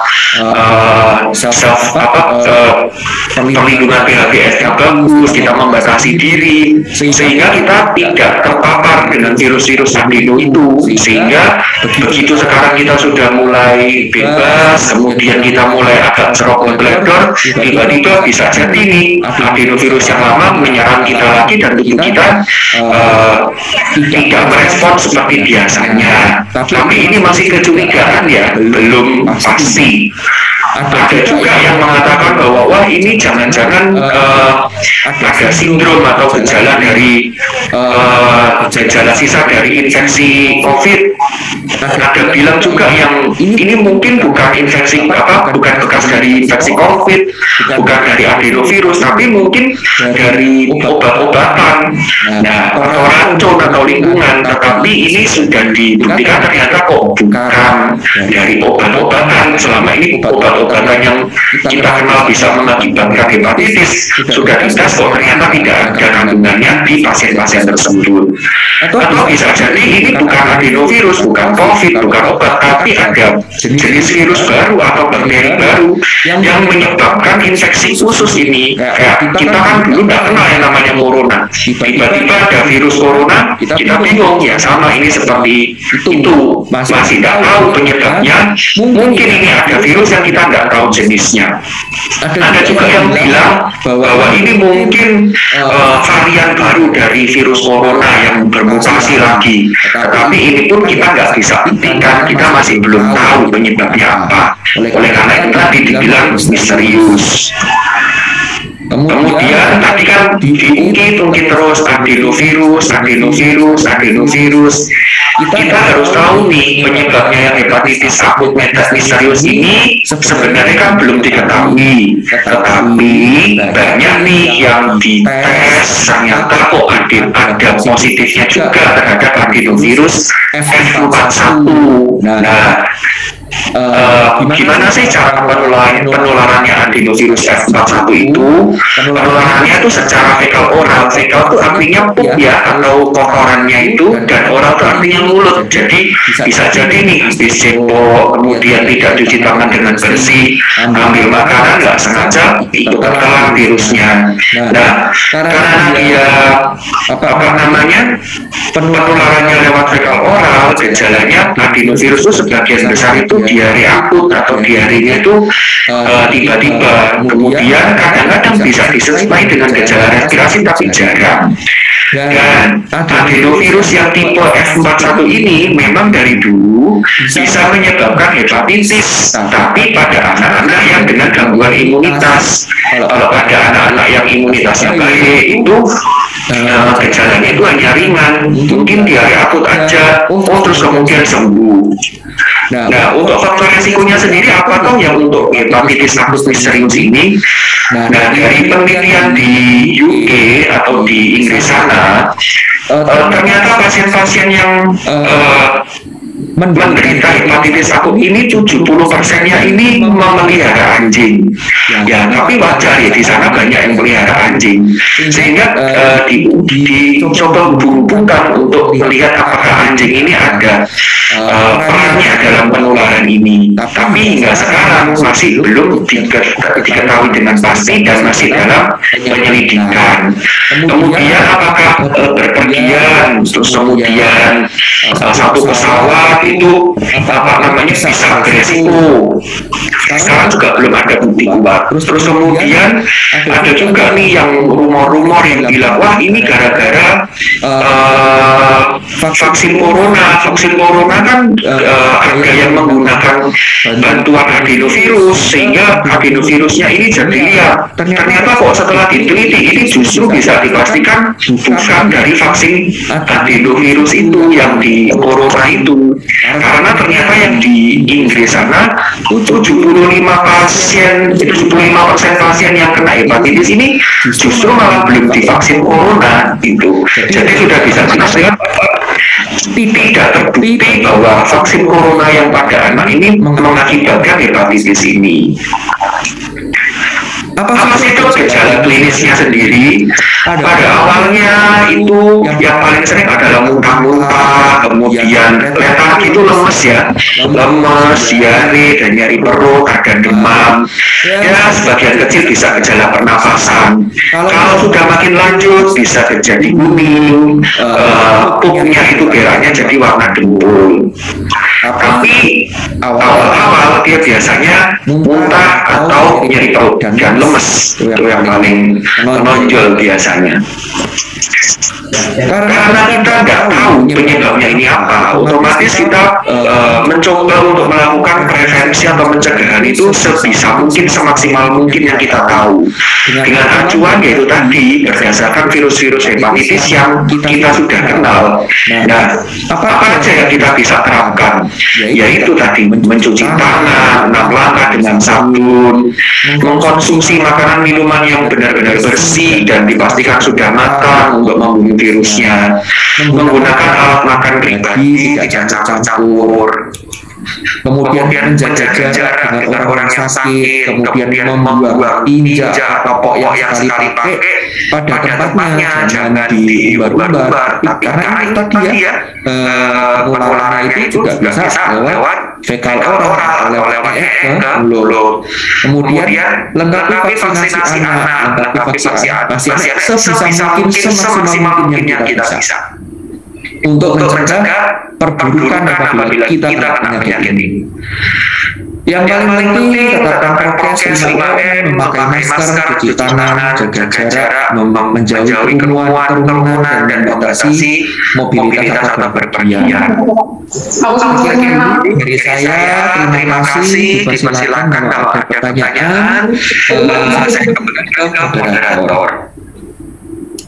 Terima kasih Dr. Eka. Itu tadi materi dari Dr. Eka. Baik, untuk materi Dr. Eka saya buka 3 pertanyaan dulu. Ini sudah ada 1 pertanyaan, Dokter. Sebenarnya ini pertanyaannya di waktu sesi materi yang pertama, tapi ini mengaruh kepada anak. Ini ada pertanyaan Dokter yang pertama dari Karisma Amria. Selamat pagi, saya Karisma, perawat perinatologi dari Rumah Sakit Baptis Kediri.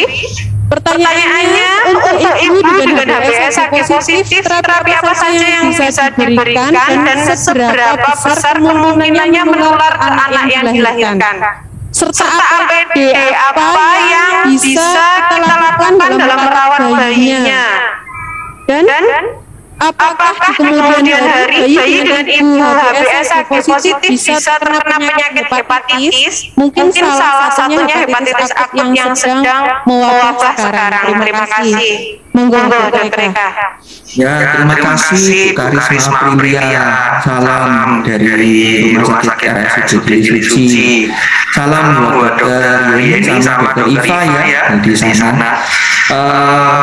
Untuk ibu dengan hepatitis B yang positif, terapi apa saja nanti bisa ditanyakan ke dokter obgynnya, dan kemudian saya akan coba jawab ya untuk seberapa besar kemungkinan menular dari anak yang dilahirkan.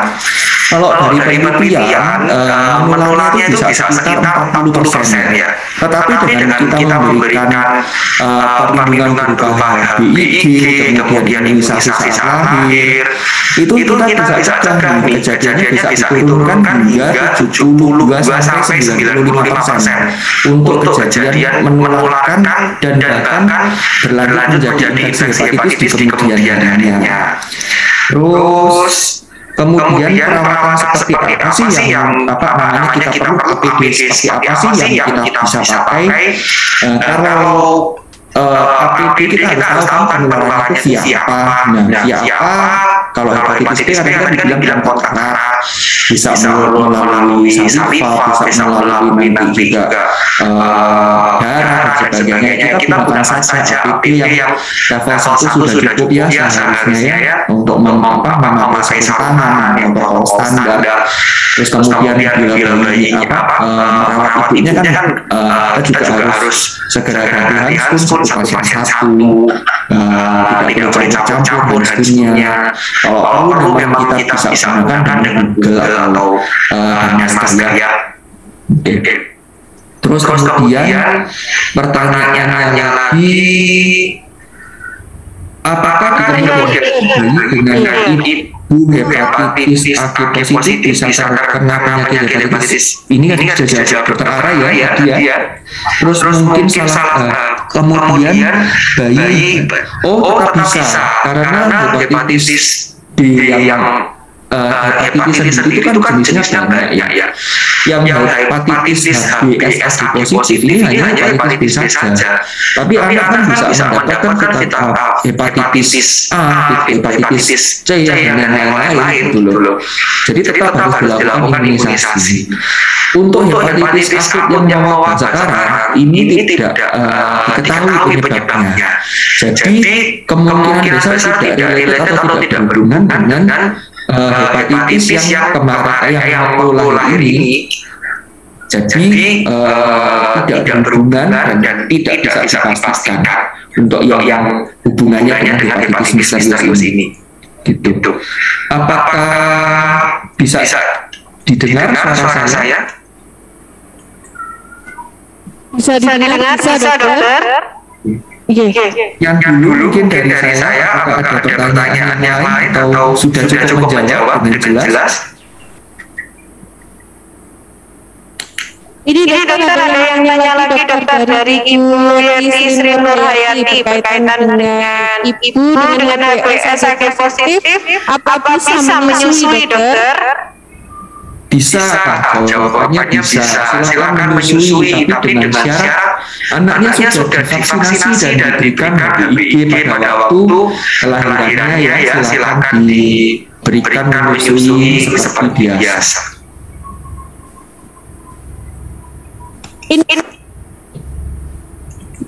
Ya. Masih ada satu lagi pertanyaan dokter ya, pertanyaan yang terakhir. Dari Bu Supartin, dokter saya mau tanya apakah hepatitis pada anak ini bisa mempengaruhi perkembangan anak tersebut? Monggo mereka. Hepatitis yang mana dulu nih ceritanya? Kan hepatitis banyak kan yang jenisnya ya. Ada yang A, B, C, dan seterusnya. Bahkan yang bisa dipengaruhi oleh ini lagi ya, namanya racun tadi ya. Nah, kalau hepatitis A anak itu sebagian besar ringan dan biasanya bisa sembuh sendiri. Kalau yang parah bisa sampai kuning, tapi bisa sembuh sendiri juga itu kadang-kadang ya. Jadi untuk hepatitis A kecil kemungkinannya bisa mempengaruhi hingga jangka panjang. Untuk hepatitis B sendiri kalau tidak tertangani dengan baik, tubuhnya tidak mampu melawan fase akutnya atau fase awalnya, bisa menjadi berlanjut ke tahap selanjutnya, di mana dia bisa berpotensi untuk menjadi kanker hati di kemudian hari, dan bisa mengakibatkan gangguan-gangguan nanti di masa dewasa. Tetapi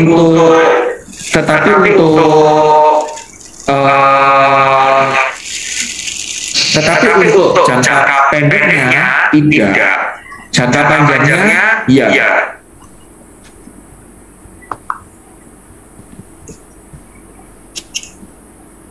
Ya, apakah bisa sudah terjawab? Pada Supartin, apakah sudah menjawab? Itu tadi sudah 3 pertanyaan ya dokter di sesi tanya jawab ini. Mungkin ada yang masih ditanyakan secara langsung, tidak melalui chat. Monggo. Tadi saya ada saya lihat ada satu pertanyaan yang terkait anak kalau tidak salah. Sebentar.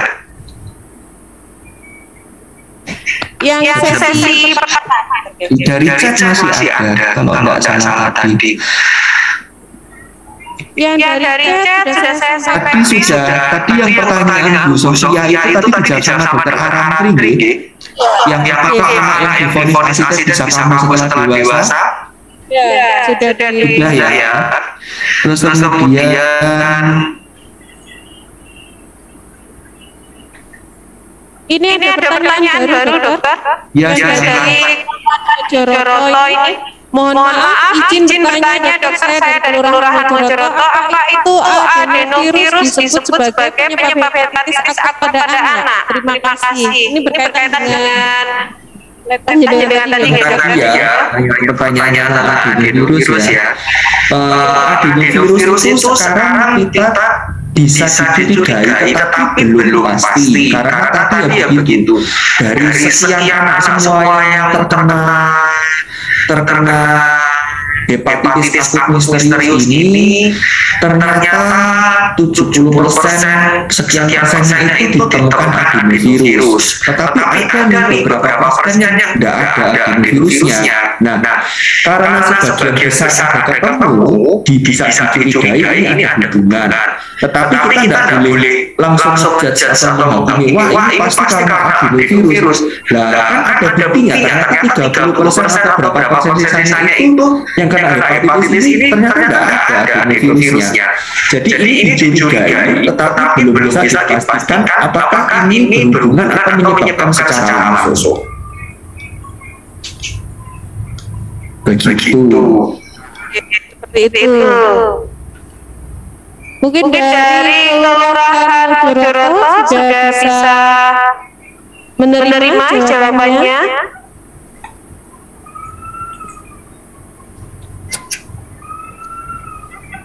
Dari peserta baik yang online maupun offline, mungkin ada pertanyaan lagi? Atau sudah cukup? Ya, ini ada yang hadir di ruang desk mereka, ada Ibu Mimin dari Politik mau bertanya. Selamat siang, dokter. Saya ingin bertanya, bila seorang anak pernah didiagnosis hepatitis ya, entah itu hepatitis apa ya, bagaimana prognosis kedepannya? Bisakah ini dinyatakan sembuh total atau ada dampak sisanya, terutama kaitannya dengan fungsi hatinya? Yang kedua, bagaimanakah tip-tip penata-laksanaan bagi orang tua yang untuk anaknya yang pernah terkena penyakit ini? Terima kasih dokter. Sudah cukup jelas dokter pertanyaannya. Yang pertanyaan pertama tentang prognosis ya, atau kedepannya bagaimana ya. Nah itu tergantung dari jenis-jenisnya sendiri ya. Kalau hepatitis A itu biasanya sebagian besar dia ringan, bisa sembuh sendiri, bahkan rata-rata anak-anak itu kadang-kadang hanya mengalami lecet-lecet saja, tidak pernah kuning. Ternyata setelah tes hepatitis A-nya itu ternyata sudah positif, sudah pernah antibodinya sudah keluar karena sudah pernah. Jadi kalau untuk hepatitis A sendiri ini kemungkinan kedepannya prognosisnya itu baik, tetapi ada beberapa persen kasus yang memang bisa menjadi gawat atau fulminan atau berat. Nah, tetapi sebagian besar mostly kebanyakan adalah baik. Kemudian untuk hepatitis B sendiri yang paling sering kan ditularkan melalui saat persalinan ya. Nah untuk saat persalinan tadi juga sudah dijelaskan bahwa kemungkinannya itu kalau kita tepat penanganannya, tepat tata laksananya, tepat deteksinya, tepat pencegahannya, bisa dicegah hingga sampai 90%. Tetapi kita tidak menutup kemungkinan ada yang mungkin di daerah-daerah terpencil kemudian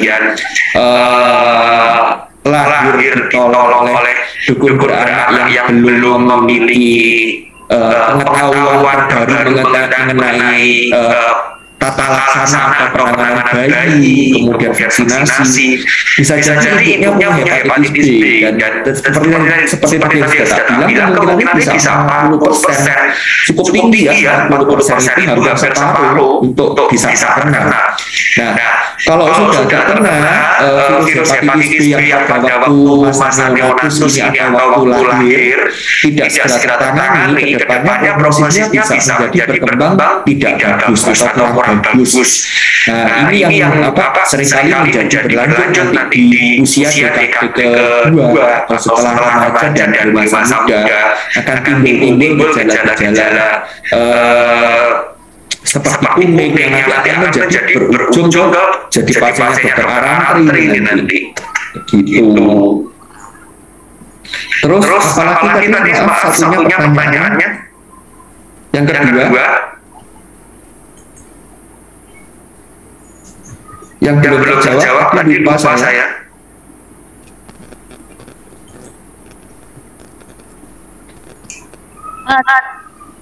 Bagi orang tua yang anaknya pernah menderita hepatitis untuk kedepannya. Terima kasih.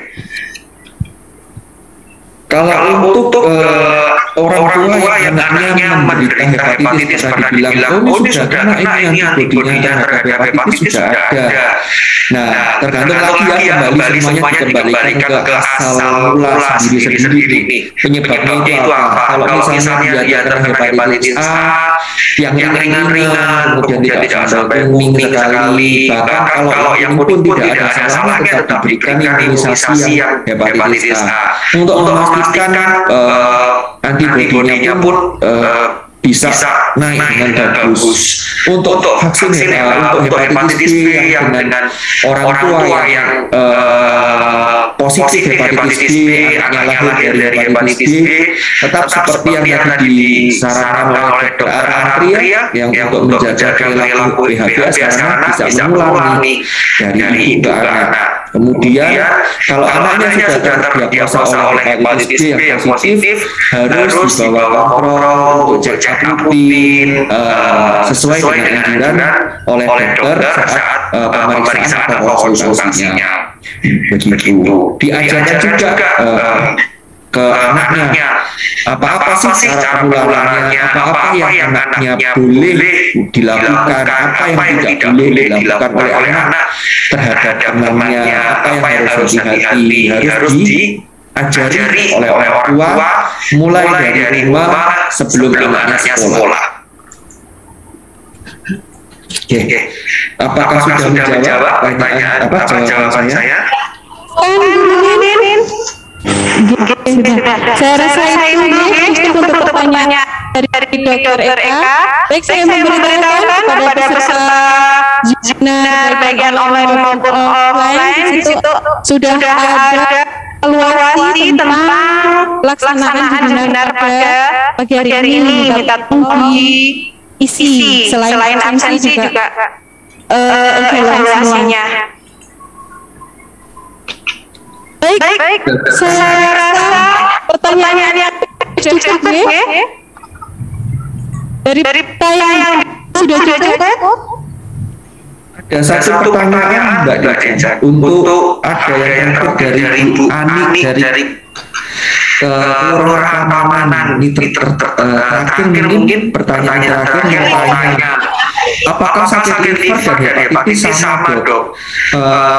Bisa dibilang sama ya. Kalau sakit liver itu ya bahasa awalnya yang dibilang dari peradangan dari hati. Bahasa medisnya ya ini apa namanya hepatitis gitu.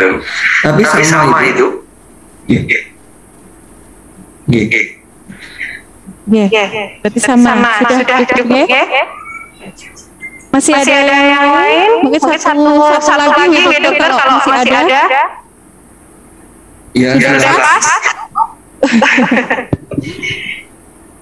Baik, itu tadi materi dari dokter Eka tentang hepatitis akut pada anak. Belum mengakhiri, kita bersama dulu ya dokter. Ya, mari. Foto bersama dulu. Baik, sudah siap? Untuk kamera sudah siap? Dikasih aba-aba ya mas. Sudah? 1, 2, 3. Oke. Terus screen yang kedua. Ya, masih proses. Sambil menyiapkan nanti evaluasinya mohon diisi demi kemajuan acara selanjutnya.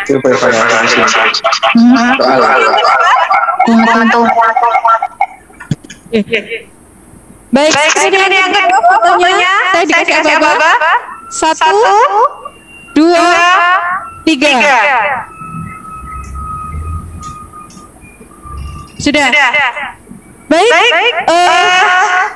Selanjutnya adalah penyerahan sertifikat virtual kepada Dr. Eka Satria Anandita.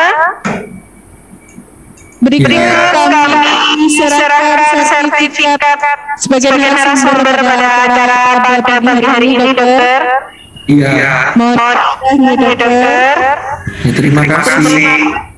Terima kasih juga disampaikan kepada Dr. Eka sudah meluangkan waktunya dan berbagi ilmu bersama kita pada kesempatan hari ini.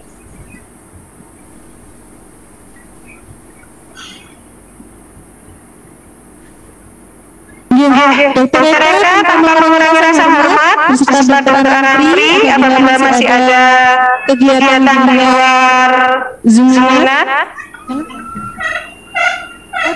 Saya izin live ya. Jadi masih ada hal yang dikerjakan. Jika dokter Arantri masih connect atau enggak ini dokter Arantri? Masih Mbak?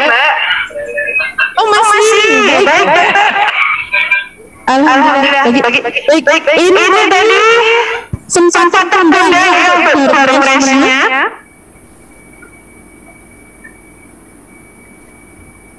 Tadi waktu pertama ada yang bertanya saya kasih doorpress, saya kasih giveaway. Ini sudah saya juga sudah mengumpulkan yang dapat giveaway selanjutnya bisa nanti hubungi panitia lewat grup yaitu dari Kelurahan Singonegaran. Yang kedua dari Kelurahan Sertonodol. Yang ketiga dari Kelurahan Mojoroto. Keempat, Mbak Karisma Aprilia dari Rumah Sakit Baptis serta Bu Supartin. Mohon menghubungi panitia yang ada di grup WA. Kemudian ini masih ada doorpress lagi. Ada berapa ini?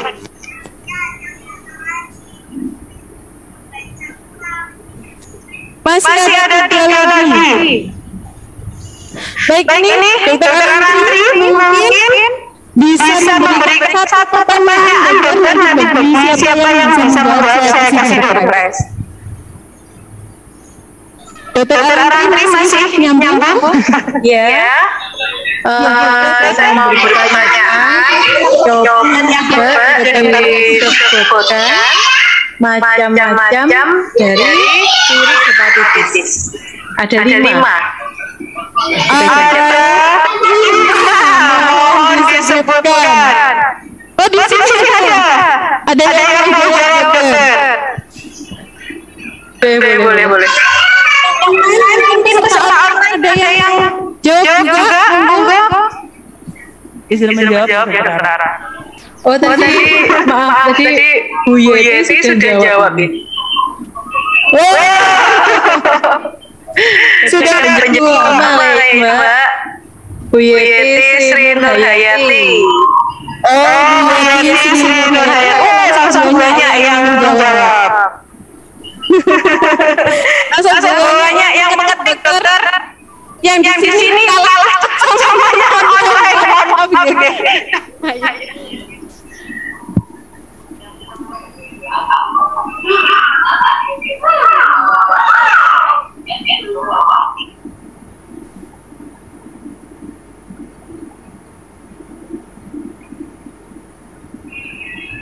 Nah, ini banyak sekali yang jawab. Ini bagaimana? Yang dari Kelurahan itu Mbak Ulu. Mbak Ulu Senawati.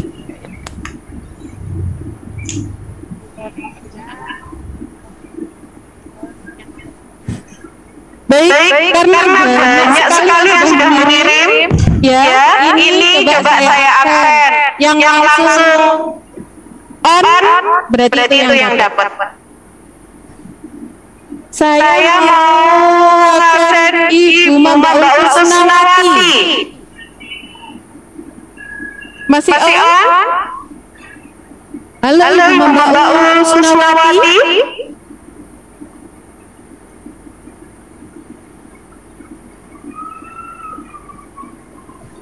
Ibu Mbak Ulu Senawati tidak tersambung. Baik, dari Kelurahan Kangenanom. Wah, enggak ada. Kertasnya buat saya aja kalau Kelurahan Kangenanom.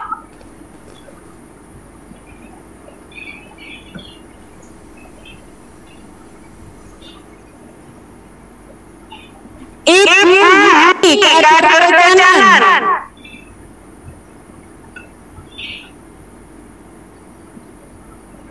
Halo, Ibu Kader Janan.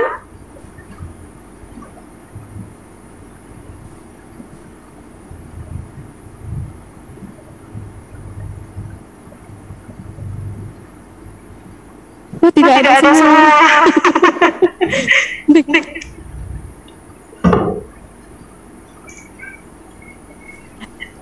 Karena tidak ada semua, berarti yang saya sebutkan tadi kita kirim ya. Baik, berprestasi sudah habis. Saya mengingatkan sekali lagi untuk mengisi evaluasi tentang pelaksanaan seminar pada pagi hari ini. Di situ tertera bagaimana penyelenggaraan pada pagi hari ini beserta saran yang kami sangat harapkan ya untuk sarannya. Apakah seminar pada pagi hari ini bermanfaat dan apakah perlu diadakan acara seperti ini secara rutin? Juga sekali lagi saya ingatkan kita RSUD Gili Suci Kota Kediri bukan lagi RS untuk COVID, tapi kita adalah RSUD untuk menangani seluruh masyarakat di Kota Kediri dan sekitarnya. Kita RSUD TPC. Selain kita melakukan pelayanan kepada masyarakat, kita juga melakukan memberikan informasi dan edukasi tentang kesehatan, segala macam tentang kesehatan, serta isu-isu terkini yang ada di masyarakat melalui sosial media. Ada Facebook, ada IG, juga ada YouTube. Mohon nanti kalau ada waktu bisa lihat-lihat di YouTube kami. Kalau misalkan ingin informasi tentang masalah kesehatan apapun, monggo bisa mengajukan pertanyaan atau mengajukan usulan tema apa yang ingin diketahui. Kita akan hadirkan narasumbernya sesuai dengan bidangnya. Jadi di YouTube itu banyak sekali informasi-informasi, mulai dari kesehatan anak, ada ibu hamil, ada juga tentang tips-tips atau cara pernikahan. Banyak, mohon bisa ke YouTube kami ya. Dan juga kalau mau live ada IG, Instagram live setiap hari Kamis biasanya. Atau kalau ada perubahan jadwal maju atau mundur, kita selalu kasih pemberitahuan flyernya di sebelum acara dimulai. Jadi pantengin terus sosial media kita karena kita akan bertemu dengan RSUD Gili Suci biar lebih mengenal lagi RSUD Gili Suci. Foto bersama di sini. Oke. Baik, seperti itu rangkaian acara pada Zoom seminar kali ini. Sebelum saya tutup acara ini, dimohon untuk foto bersama dulu yang ada di sini, dokter. Dimohon untuk foto bersama, monggo. Oke. Foto bersama dengan Direktur Gili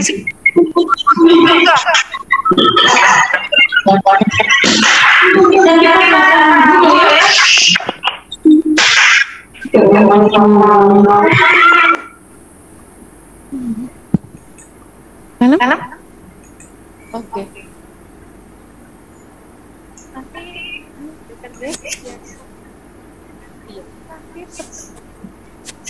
Tiga kali fotonya. Baik, monggo yuk foto bersama sambil saya tutup untuk acara pada pagi ini pada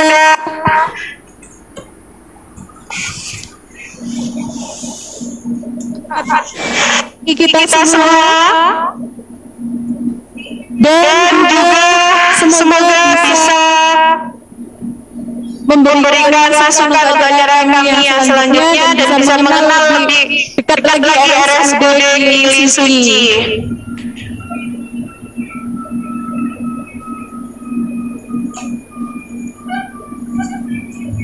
Baik, sebelum foto tetap tadi ingat moto RSUD Gili Suci. RSUD Gili Suci sehat bahagia. RSUD Gili Suci sehat bahagia. RSUD Gili Suci sehat bahagia. Sampai berjumpa lagi di lain kesempatan. Wassalamualaikum warahmatullahi wabarakatuh.